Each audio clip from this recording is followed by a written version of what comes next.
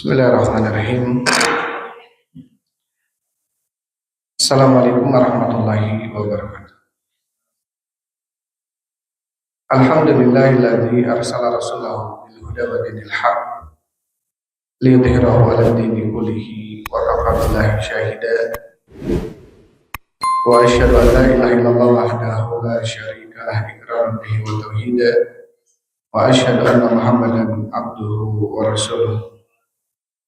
Allahumma sholli wa sallim ala nabiyyina Muhammadin wa ala alihi wa ashabihi ajmain, amma ba'd.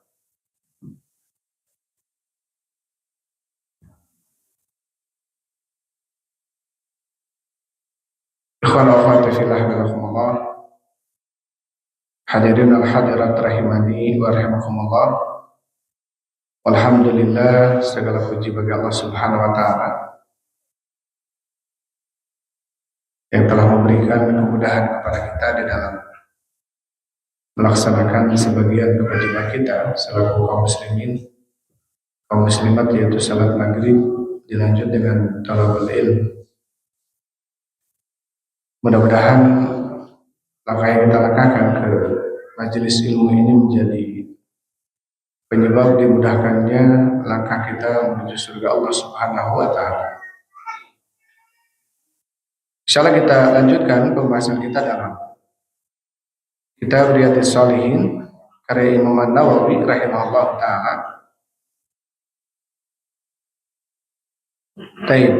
Setelah sebelumnya kita selesai di dalam bab fadlil adzan atau bab keutamaan azan, ya. Kita sudah selesai di dalam pembahasan tentang keutamaan azan. Ada yang masih ingat nggak keutamanya apa saja keutamaan azan? Sekarang apa aja keutamaan azan sekarang?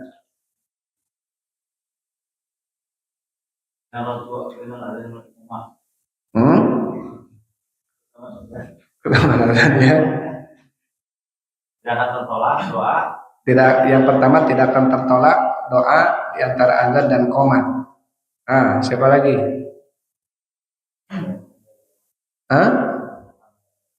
Orang yang azan adalah orang yang panjang lehernya di hari kiamat. Siapa lagi?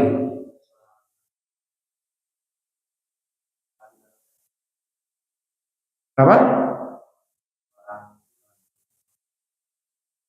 Orang yang azan adalah kafil, ya, dia penanggung.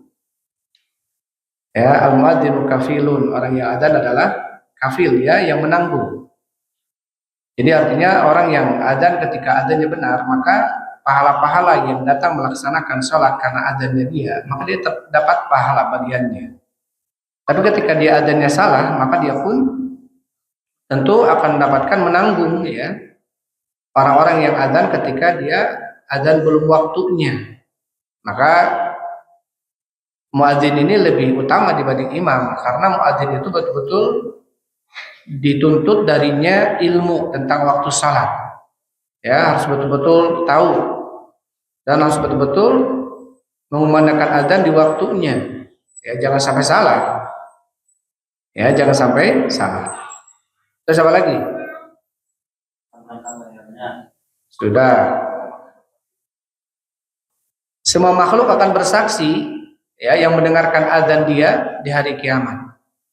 La yasma'u muda sauti muadzinin jinnun wala insun wala syai'un illa syahida lahu yaumal qiyamah. Tidaklah yang mendengarkan azannya dia, baik jin, manusia, dan apapun itu, kata Rasul, kecuali dia nanti akan bersaksi di hari kiamat. Tentu ini tentang keutamaan azan, ya. Sekarang kita masuk ke bab yang baru. Bismillahirrahmanirrahim. Qala al-Imam An-Nawawi rahimahullahu taala,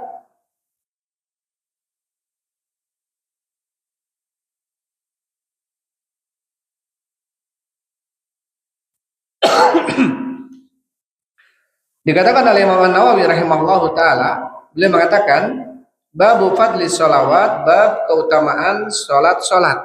Nah, ini setelah kita membahas tentang wudu, kemudian Imam Nawawi membahas setelahnya tentang keutamaan salat. Setelah membawakan bab, kemudian Imam Nawawi rahimahullahu taala membawakan ayat, qala Allah taala, Allah Subhanahu wa taala berfirman, A'udzu billahi minasyaitonir rajim, inna salata tanha 'anil fahsya'i wal munkar. Sesungguhnya salat itu akan mencegah dari perbuatan keji dan perbuatan mungkar. Ayat ini dalam surat Al-Ankabut ayat 45. Baik. Ayat ini dalam surat Al-Ankabut ayat 45. Di dalam ayat ini Allah Subhanahu wa taala menjelaskan bahwasanya termasuk dari salah satu keutamaan salat akan mencegah seseorang pelakunya dari perbuatan keji dan perbuatan apa? Dan perbuatan mungkar. Ya. Dan al-fahsya, apa yang disebut dengan fahsya? Dikatakan oleh Imam Ibnu Utsaimin rahimahullah, al-fahsya adalah fawahisyudz dzunub. Fahsya adalah perbuatan keji, dosa-dosa yang termasuk perbuatan keji. Seperti apa? Kazina, berzina, wal liwat, perbuatan lut, homoseksual, wa ma asbaha dzalika, dan yang semisal daripada itu. Maka fahsya adalah perbuatan keji, masuk ke dalamnya perzinahan dan juga perbuatan kaum lut, LGBT. Masuk ke dalamnya apa? Perbuatan keji atau fahsya. Kemudian wal munkar, adapun munkar maduna dzalika, dosa yang di bawah itu. Dosa yang di bawah itu. Jadi dalam ayat ini Allah Subhanahu wa taala menjelaskan, orang yang melakukan sholat, maka sholat tersebut akan membuat seseorang pelakunya terjaga dari perbuatan keji dan mungkar. Kata Syekh Utsaimin rahimahullahu taala, walakin mata tanha salatan al fahsya wal munkar. Akan tetapi kapan salat itu bisa mencegah seseorang dari perbuatan keji dan mungkarnya? Karena masih banyak orang yang salat tetap maksiat gitu ya. Salat tetap perbuatan keji perbuatan keji.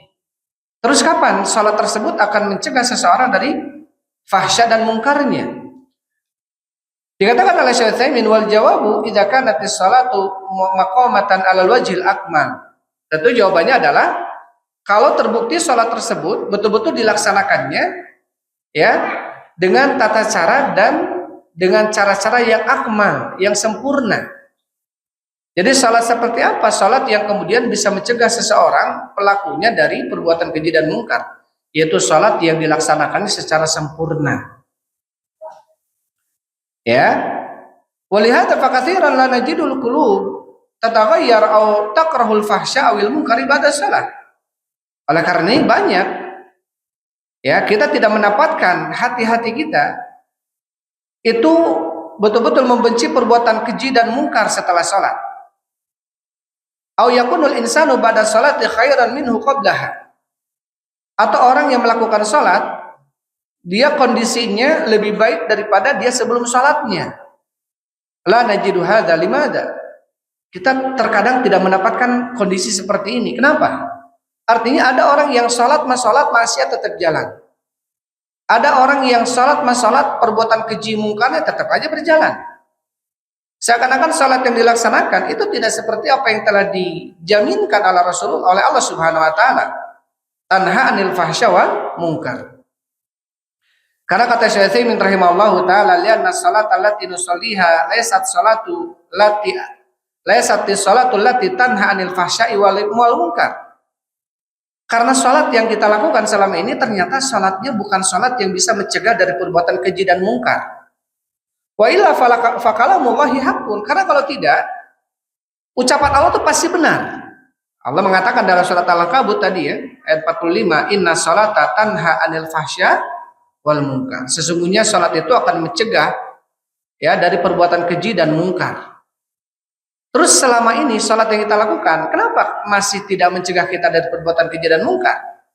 Karena salat yang dilakukan oleh kita ternyata salatnya tidak sesuai atau tidak sesempurna yang diinginkan oleh Allah Subhanahu wa taala. Karena kalau tidak, maka salat itu akan mencegah dari perbuatan keji dan mungkar, karena Allah tidak mungkin menyelisihi janjinya. Karena Allah tidak mungkin menyelisihi apa yang telah dikabarkannya. Karena Allah mengabarkan salat itu mencegah perbuatan keji dan mungkar. Wa wa'duhu sidqun. Tentu janji Allah itu benar. As-salatu tanha 'anil fahsya wal munkar. Salat itu akan mencegah dari perbuatan keji dan munkar. Di dalam sebuah hadis Rasulullah mengatakan, wa innal 'abda la yusalli ma yuktaba indallahi illa usyruha. Ada seseorang hamba, dia melakukan salat, tapi dia tidak dicatat pahala salatnya kecuali hanya 1/10-nya saja. Au tus'uha, ada yang 1/9-nya, au thumnuha, au subu'uha, au sudusuha, au nisfuha. Ada yang cuma 1/7, 1/6, ada yang 1/5 salatnya. Jadi nggak sempurna. Ya, tentu hal-hal yang ini yang kemudian membuat seseorang salatnya tidak sempurna, inilah yang kemudian menjadikan fungsi salat tersebut tidak kemudian seperti apa yang digambarkan atau yang dijanjikan oleh Allah. Mencegah dari perbuatan keji dan munkar. Ya, ternyata salat kita walaupun diawali dengan takbir, diakhiri dengan salam, itu ternyata manfaatnya beda-beda tergantung orang yang melakukan salatnya. Kita sekarang mungkin 30 orang salat, 40 orang kita salat menghadap kiblat semuanya. Semuanya diawali dengan takbir, diakhiri dengan salam. Gerakan kita nggak ada yang berbeda, bacaan kita pun nggak ada yang berbeda. Tapi penerimaannya mungkin beda-beda.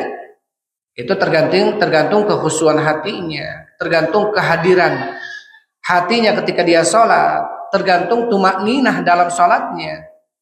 Ya, maka ini perlu untuk seseorang memperhatikan hal ini. Terlebih penting, sebagaimana ulama menganjurkan agar kita ini memahami apa yang kita baca dalam sholat kita. Bukan hanya kita hafal bacaan sholat, tapi kita faham apa yang kita bacakan, apa yang kita panjatkan. Allahu Akbar. Allahumma ba'id baini wa baina khotoyaya. Ya Allah, jauhkanlah antaraku dan antara kesalahan-kesalahanku. Kama ba'ata bainal masyriqi wal maghrib, sebagaimana kau jauhnya timur dan barat. Dan seterusnya. Ketika kita di dalam salat kemudian memahami apa yang kita baca dan memperhatikan bacaan kita dalam salat, maka setidaknya hal itu akan membuat kita lebih khusyuk dalam salatnya. Ya, walaupun nanti akan disampaikan ya oleh Syekh Utsaimin rahimahullah, terkadang ada seseorang di dalam salat, dia terkadang terkadang pikirannya ketika dia salat tidak sedang dalam salat pikirannya. Dia mungkin salat di masjid, pikirannya sedang di pasar, pikirannya sedang di kerjaan, pikirannya sedang memperhatikan ya kondisi bisnisnya dia gitu ya, sedang mengatur strategi atau apapun itu. Yang kemudian hati tidak dihadirkan di dalam salat. Ya, ternyata ini termasuk penting karena ketika seseorang salat dengan kondisi salat yang telah dianjurkan oleh Allah oleh Rasulnya, sallu kama ra'aitumuni usolli, salatlah kalian sebagaimana kalian melihat aku salat. Seperti apa? Ya seperti dohirnya Rasul salat, Allahu Akbar, akhirnya salam. Tapi kan hati Rasul tidak menggambarkan seperti kalian melihat aku salat, hati aku dalam salat, tidak. Tapi Rasul mengajarkan dalam salat itu kita harus hadirkan hati kita, harus tumaninah, harus khusyuk ya dalam salat itu. Maka poin ini ternyata yang paling bisa membedakan antara satu hamba dengan hamba yang lainnya di dalam penerimaan salatnya. Walaupun kita mungkin salatnya sama, menghadap kiblat, semuanya ikhlas, semuanya sesuai sunnah salatnya. Tetapi yang satu dia dibalasnya mungkin 1/5-nya, yang satu ada yang 1/8-nya. Itu tergantung kondisi hati ketika dia sedang salat. Walihada yajibu alaina wa nas'alullah an yu'inana, yajibu alaina an na'tani bi salatina nukmiluha biqadaril mustata'. Oleh karena itu wajib bagi kita dan kita meminta pertolongan ya kepada Allah, wajib bagi kita untuk memperhatikan salat kita. Dengan betul-betul menyempurnakan salat kita sesuai dengan kemampuan kita. Sesuai dengan kemampuan kita apa artinya? Sesuai dengan pengetahuan yang kita ketahui. Rasul mengatakan sallu kama ra'aitumuni usolli. Salatlah kalian sebagaimana kalian melihat aku salat. Bagaimana kita bisa melihat Rasul salat? Padahal perbedaan zaman antara kita dengan Rasul jauh sekali. 400 ya, 1400 berapa? 37 tahun yang lalu Rasul meninggal. Sekarang 1447. 1437 tahun yang lalu Rasul meninggal. Kalau tidak kemudian duduk seperti ini, kalau tidak kemudian membaca Al-Quran, membaca hadis tentang bagaimana Rasul salat, tentu kita tidak akan tahu Rasul salatnya seperti apa. Sedangkan perintah ini berlaku bagi seseorang atau bagi yang mengaku dirinya umat Nabi. Sallu, ini perintah dari Rasul. Salatlah kalian kama ra'aitumuni usolli. Maka dalam firman Allah Subhanahu wa taala, wa aqimus sholata wa atuz zakat. Aqimus sholat, tegakkanlah salat. Bukan laksanakan tapi tegakkan salat. Karena ternyata melakukan salat itu harus dengan apa? Dengan ketentuan-ketentuannya, bukan hanya Allahu Akbar kemudian ruku sujud dan salam sudah begitu saja, tidak. Tetapi harus menegakkan hak-haknya. Ya, harus menegakkan hak-hak yang sesuai dengan perintah Allah atau perintah Rasul sallallahu alaihi wasallam. Baik. Kemudian dikatakan oleh Syekh Utsaimin rahimahullahu taala, qala ba'du salafi man lam tanhahu salatu 'anil fahsya'i wal munkar lam yazdid biha minallahi illa bu'da, nasallallahu afiyah. Barang siapa yang salatnya tidak menghalangi dia, tidak mencegah dia dari perbuatan keji dan mungkar, maka tidak menambahkan bagi dia salat tersebut kecuali semakin jauh dari Allah Subhanahu wa taala. Ya, orang-orang lagi mabuk, adzan salatlah. Mabuk-mabuk ya atau salat salat. Lagi jarudi, adzan salatlah. Jika tuh judi-judi salat gitu. Atau lagi apapun maksiat, salat aja satu dulu. Seakan-akan dia apa? Dia dengan itu ini baik loh gitu. Seakan-akan dengan itu ya saya salat kewajiban. Tetapi ternyata apa? Salat tersebut tidak sedikit pun membuat dia apa? Semakin menjauhkan diri dari kemaksiatan yang sedang dia lakukan. Maka khawatir seperti ini, kata Syekh Muhammad bin Shalih Al-Utsaimin, lam yazid biha minallahi illa bu'da. Justru akan menambahkan dia semakin jauh dari Allah Subhanahu wa taala. Bahkan sebelum salat, mau maksiat ya kalah salat adalah kewe ngesalat maksiatnya. Jadi seakan-akan salat yang dilakukan itu tidak memang dibuat oleh dia untuk supaya tidak bermanfaat. Karena memang cita-cita setelah salat nanti, ini mau maksiat nih, mau pacaran nih, maksiat kan? Kemudian azan kagok kewe lagi bisa salat heula we kayak pacarannya disisa. Dia diniatkan dulu. Sebelum pacaran dia mau apa? Mau maksiat dulu. Setelah salat baru pacaran, baru maksiat. Ini menunjukkan berarti apa? Dengan salatnya yang dia lakukan tidak ada sedikit pun niatan supaya dia terjauh dari perbuatan keji dan mungkar. Maka kalau kondisi seperti itu, ini khawatir kata Syekh, illa alam yazdid biha minallahi illa bu'da. Tidak akan menambahkan dia dari Allah Subhanahu wa taala kecuali semakin jauh. Lianna halasati salatul matlubatan minna, karena sesungguhnya ya baik. Karena salat yang dilakukan bukan salat yang diinginkan oleh Allah dari kita. Ya, kita hanya melaksanakan saja, bukan menegakkan tapi menunaikan. Padahal salat itu harus ditegakkan. Karena ba'du salaf idza dakhala fi sholati la yahissu bi syai'in wa yagibu an kulli syai'in ila anillahi azza wa jalla. Ya, sebagian salaf, kata Syekh Utsaimin rahimahullah, sebagian para ulama terdahulu, mereka kalau masuk salat itu mereka tidak menyadari sesuatu, tidak merasakan sesuatu, bahkan hilang darinya segala sesuatu kecuali hanya Allah saja. Jadi ada orang-orang tuh ketika salat Allahu Akbar, betul-betul dia sedang bermunajat dengan Allah, dia menyampingkan seluruh urusan-urusan dunia dia. Sampai disebutkan hatta inna Urwah bin Zubair, sampai ada seseorang tabi'in namanya Urwah bin Zubair rahimahullahu taala, wa huwa min fuqaha tabi'in, dan beliau termasuk tabi'in yang paling faqih. Apa yang menimpa dia? Asabat ahadun a'da'ahu aklatan. Asabat ahada a'dha'ihi aklatan. Menimpa kepada dia, jadi Urwah bin Zubair ini menimpa sebuah penyakit, yang penyakit tersebut menimpa kepada salah satu dari anggota tubuhnya aklatan. Aklatun apa? Wal aklatu juruhun tatakarrahu hatta taqtadi 'alaiha jismu kulluh. Dan aklah itu, ini jenis penyakit ya. Aklah itu adalah sebuah luka yang luka tersebut terus membasah, tidak mengering sampai memakan seluruh badannya. Atau kita mungkin bahasanya apa sekarang? Gula gitu ya. Kalau sudah luka, dia sulit kering, basah terus sampai kemudian menggerogoti anggota tubuh yang lainnya. Faqarrara atibba'u an taqta'a rijlah. Maka kemudian seorang tabib ketika meninjau, melihat, maka mentakrir, mengharuskan dia untuk apa? Untuk memotong kakinya. Jadi diamputasi saja, karena kalau tidak ini rembet ke badan yang lainnya. Hatta la tasril aqlatu ila baqiyatil badan, sehingga penyakit aklah gula ini tidak merembet ke badan yang lainnya. Kemudian wakana fi dzalikal waqtu la yujad imkaniyatu litakhdhir. Tentu ketika itu tidak ada imkaniyah, kemungkinan seseorang untuk membuat dirinya apa? Takhdzir. Takhdzir ini bius, ya. Takhdzir ini mukhadzirat, mukhadir ini sesuatu yang bisa membius orang, namanya takhdzir. Jadi ketika itu tidak ada sesuatu yang kemudian bisa membuat seseorang apa? Terbius atau pingsan. Tentu dia akan merasakan kesakitan dengan diamputasi. Faqala, maka berkata Urwah bin Zubair, amhiluni hatta adkhula fi sholati. Ya, biarkanlah saya dulu sehingga saya masuk dan kondisi sedang sholat, maka amputasilah saya.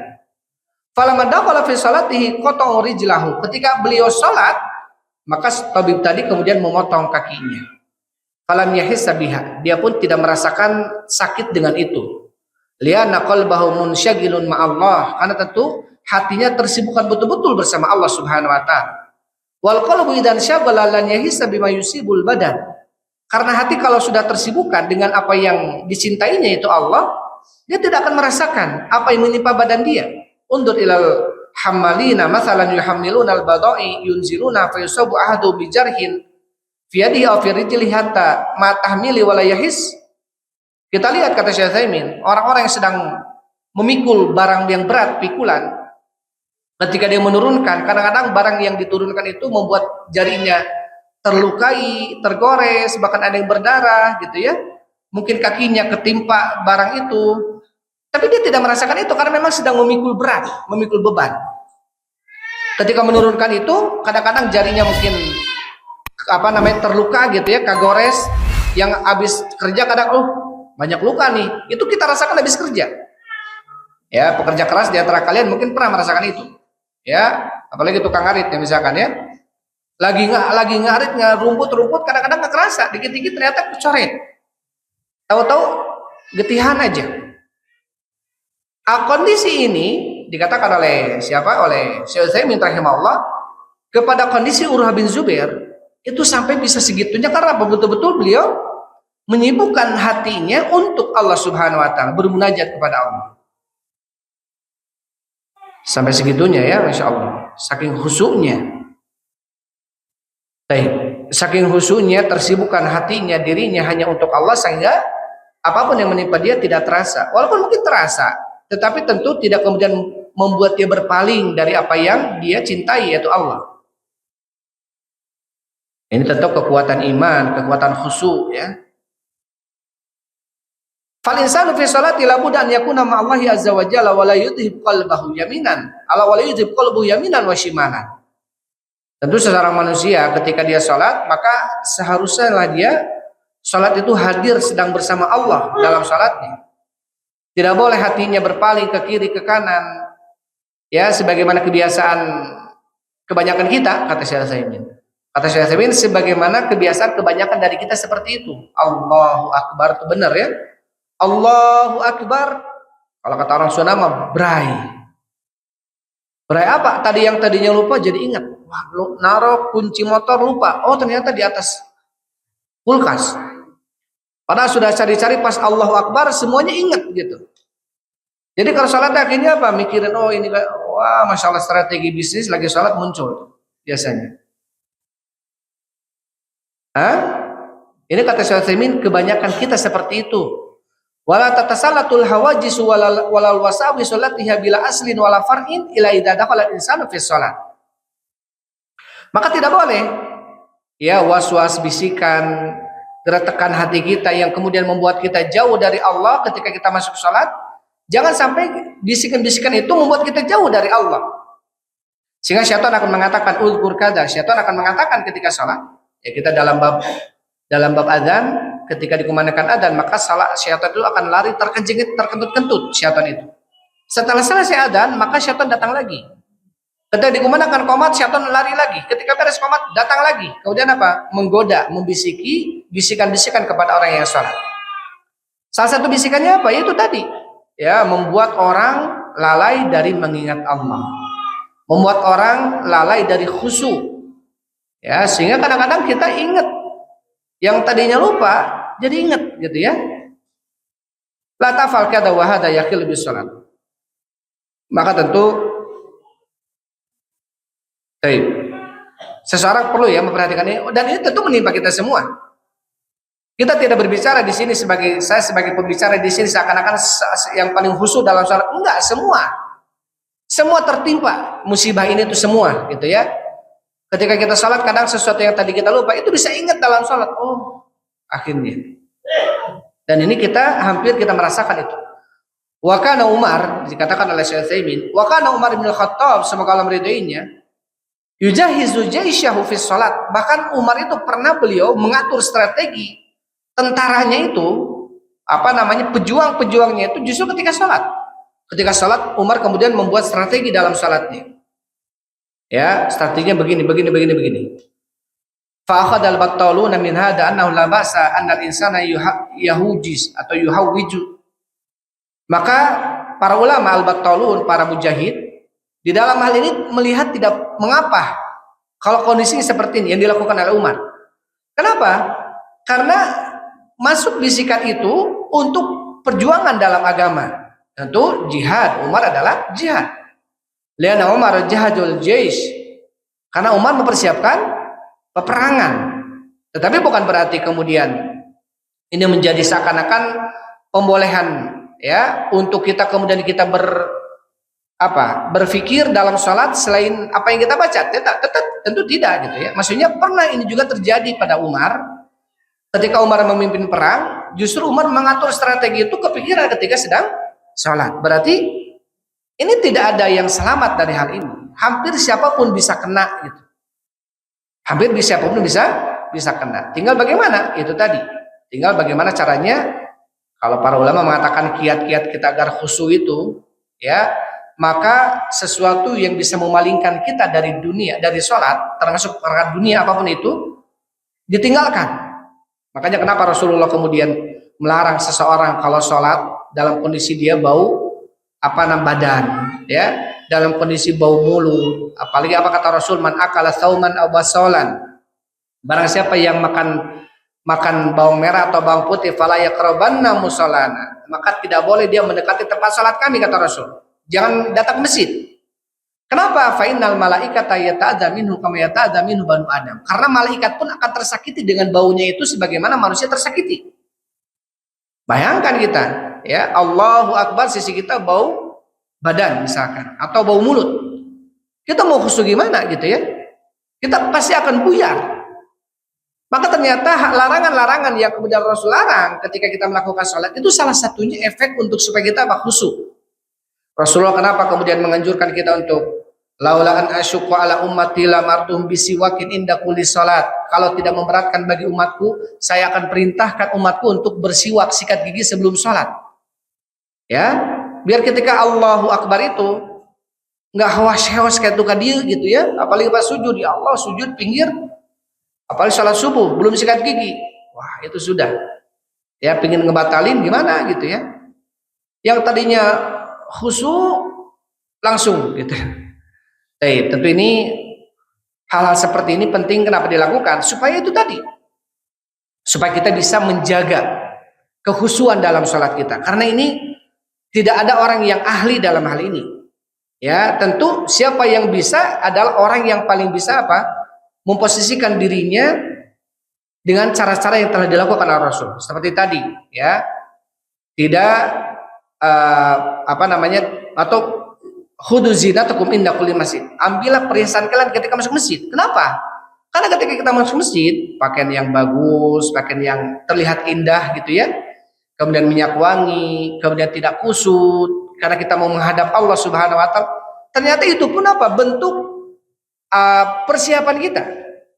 Karena ternyata dalam ibadah itu bukan hanya kita ibadah yang dinilai oleh Allah, persiapannya pun dinilai oleh Allah Subhanahu wa taala. Wa kana sa'yuhum mashkura. Terbukti usaha mereka itu akan disyukuri oleh Allah. Walau aradul khuruja la'addu lahu 'uddatan walakin kariyallahu bi'asahu. Kalau betul mereka orang-orang munafik ini, kata Allah, betul ingin pergi jihad bersama Rasul, mereka akan mempersiapkan jihad itu. Jauh-jauh sebelumnya Rasul akan mengabarkan, nih kita mau jihad tanggal sekian. Kalau betul mereka mau jihad, tentu kudanya diurus, tentu persiapannya pedangnya diasah, tentu panahnya apa semuanya disiapin. Ternyata dalam ibadah itu persiapan tuh dinilai. Ya, makanya ketika dalam sholat jangan kemudian azan baru kemudian kita pergi. Tapi persiapan sebelum azan apa? Minimal kita berwudu. Berarti setelah kita azan dalam kondisi sudah berwudu adalah kita seorang yang sudah memang siap untuk melakukan itu. Ya, jadi kalau sudah ada seruan jihad itu kita sudah ada senjatanya gitu. Jangan musuh sudah di depan baru kita nyari-nyari senjata, enggak. Kita udah siap. Wa'iddu lahum mastata'tum, persiapkan oleh kalian semampu kalian. Ya, jadi persiapan dalam sholat pun termasuk perkara yang bisa membuat seseorang apa? Khusyuk dalam sholatnya. Atau pernah Rasulullah SAW ketika sholat pernah diberi oleh Abu Jaham, seorang sahabat, libasun sahuliyatun an-muriyatun minal Yaman. Jadi pakaian itu ada buludurunya ini an-muriyah, warnanya tuh merah dan buatan Yaman pakaian itu. Jadi pakaiannya betul-betul bagus. Tapi di dalam pakaiannya itu ada totol-totol merah gitu ya. Buluduru dan itu merah. Ketika sholat Rasul ruku dan ketika sujud Rasul melihat totol-totol ini. Setelah sholat kemudian dikasih ke Abu Jahal. Khudh hadha ya Abu Jahal. Fa inna hadha alhani anifan an sholat. Sesungguhnya pakaian ini telah melalaikan aku dari sholatku tadi. Jadi bukannya kemudian dia ketika ruku subhanakallahumma rabbana bihamdik asyhadu an la atau subhana rabbiyal a'la subhana rabbil azim, bukan itu. Ya, melihat totol-totolnya, titik-titiknya. Apalagi sekarang baju batik yang dipakai sholat. Kadang-kadang kita sholat lihatin baju batik, coraknya. Sejadah, kadang-kadang kita sholat sejadah. Wah, ini coraknya kayak ada yang gambar babi. Itu kan padahal bukan gitu ya. Pernah nggak kita seperti itu? Itu. Ketika kita sholat melihat ada gambar-gambar di depan, apalagi di depan sholat di depan gitu ya, mesin-mesin umum sholat di depan, pakai kaos lagi sholat pas ruku, kelihatan dompetnya. Bukan dompet, maksudnya ketika ruku kaosnya kan ngangkat nih, bajunya celananya lepis, kelihatan itu, masukin ceng-celengan itu bisa. Ya, kita lagi sholat ya Allah astagfirullahaladzim, ya, nggak ganggu gitu ya. Naudzubillah. Hati-hati ya kalian, perhatikan ketika sholat ya, karena posisi ketika kita sholat persiapan pun itu dihitung. Persiapan itu dihitung. Maka kenapa Rasulullah SAW beliau mengatakan ya, barang siapa yang datang ke masjid, barang siapa yang berwudu di masjid, berwudu di rumah, kemudian datang ke masjid, maka dia setiap langkah ya, maka diangkat derajat, dihapuskan dosa. Terus ketika dia masuk masjid, maka lam tazal fi mushallah man tadara salat. Dia ketika masuk ke masjid salat 2 rakaat, dia nunggu qomat, itu dihitung sedang salat kata Rasul. Dihitung sedang salat. Artinya apa? Artinya dia mempersiapkan itu, tidak kemudian antara adzan dengan qomat malah ribut, malah ngobrol ke sana kemari gitu ya. Tapi posisi dia itu sedang salat selama dia menunggu salat. Ini hal-hal ini perlu diperhatikan ya. Kadang-kadang ini biasa saja. Padahal enggak. Ini membuat kita berpaling dari kehusuan. Ya, Rasulullah itu tadi yang dikasih oleh Abu Jahal. Itu hadis Bukhari Muslim.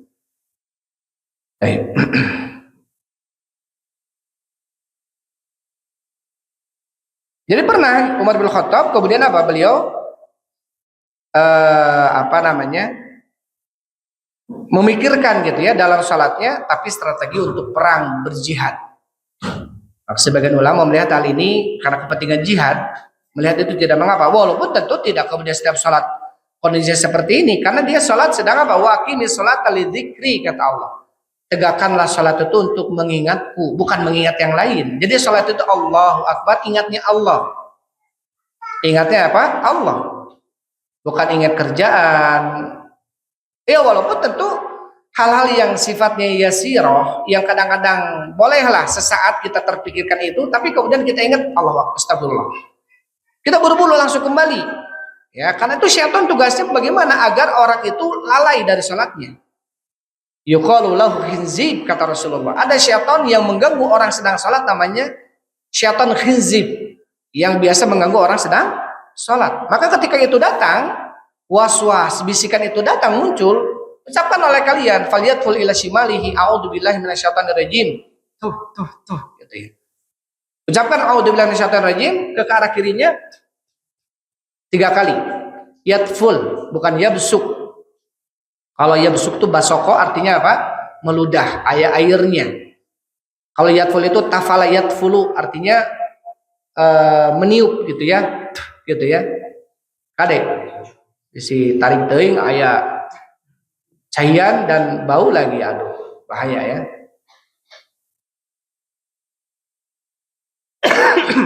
Pernah juga Rasulullah Shallallahu Alaihi Wasallam, beliau ketika itu sedang salat isya ya. Setelah salat isya, fasallama Rasul Shallallahu Alaihi Wasallam, thumma qama yatakhatta riqaban nas, fadakhala ila ghurfati Aisyah. Setelah selesai salat assalamualaikum, assalamualaikum, nggak zikir Rasul, langsung berdiri, langsung yatakhatta riqaban nas, melewati pundak-pundak manusia sampai masuk ke kamarnya Aisyah. Karena masjid dengan kamar Aisyah itu dekat. Setelah selesai, Rasul datang lagi, ditanya oleh salah sahabat, ya Rasulullah, ada apa tadi? Ya nggak biasanya gitu ya, biasanya kan Rasul zikir. Ada apa tadi? Kata Rasul sallallahu alaihi wasallam mengatakan, inni dzakartu fi sholati, aku ingat dalam salatku ada harta titipan yang orang kaya titipkan kepadaku. Jadi ada harta zakat. Yang aku nggak mau harta itu ada di rumahku, maka buru-buru aku ingat, langsung aku berikan ke Baitul Mal. Jadi Rasul ketika dalam sholat, wah ada harta titipan nih, khawatir kalau kepake, kalau dan lain sebagainya, karena itu jelas titipan.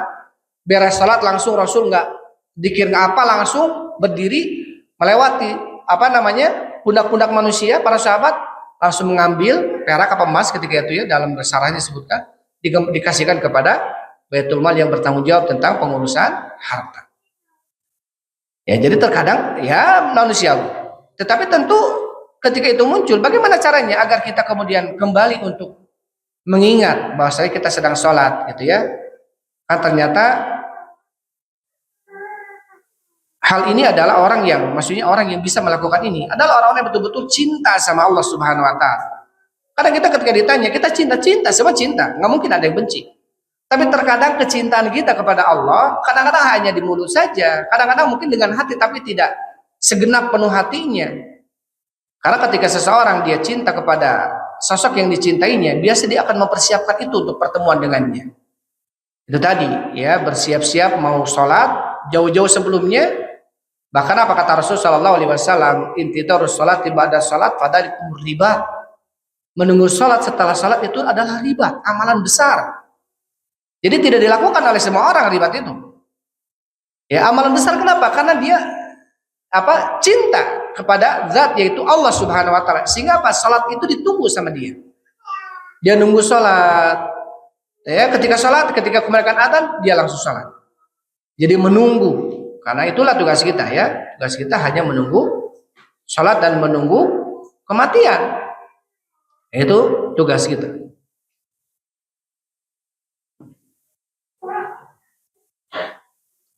Baik.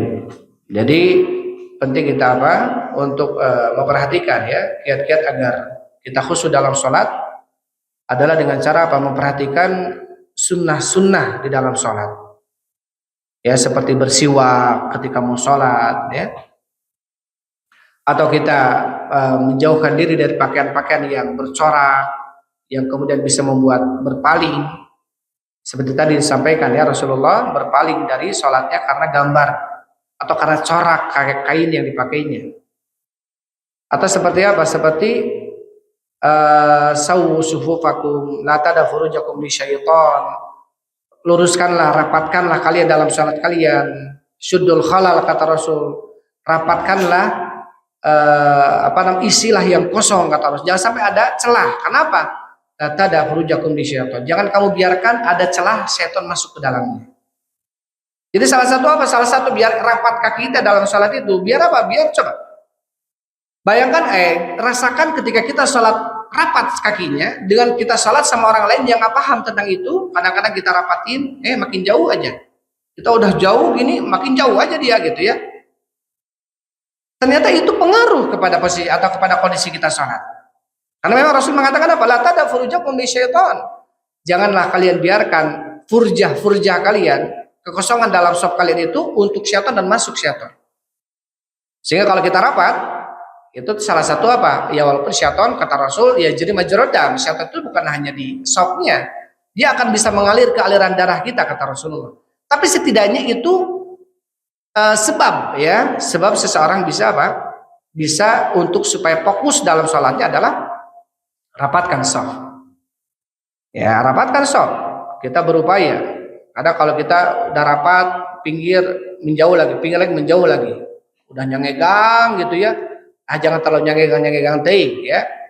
Karena kaki kita ini sejauh mana kita nyengegangnya, sejauh bahu kita. Kalau bahu kita segini ya segini sudah. Jangan terlalu lebar-lebar. Ya, jangan terlalu lebar-lebar. Setidaknya kita sudah berupaya untuk merapatkan shaf.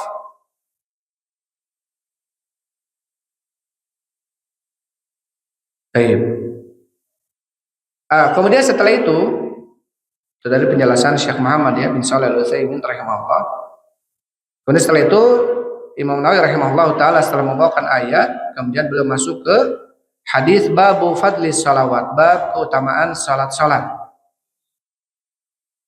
Baik. Adanya berapa nih? Adan ya bentar lagi. Hah? Udah masuk ya?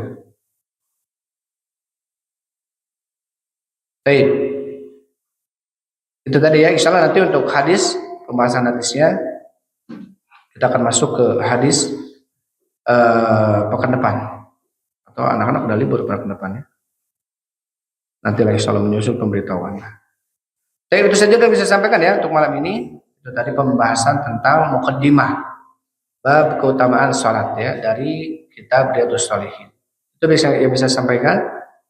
Wallahu a'lam bishawab. Alhamdulillah wassalatu wassalamu ala rasulillah. Subhanakallahumma rabbana bihamdik asyhadu an la ilaha illa anta astaghfiruka wa atubu ilaik. Assalamualaikum warahmatullahi wabarakatuh.